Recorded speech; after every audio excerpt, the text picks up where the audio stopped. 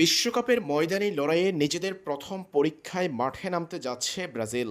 C গ্রুপে ব্রাজিলের প্রথম ম্যাচের প্রতিপক্ষ মরক্কো।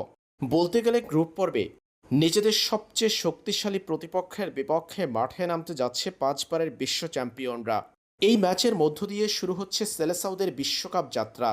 সি গ্রুপে ব্রাজিল মরক্কোর মধ্যকার ম্যাচটি অনুষ্ঠিত হবে বাংলাদেশ সময় ভোররাত 4টা থেকে। আজ ভোররাত 4টায় মাঠে নামছে ব্রাজিল ও মরক্কো।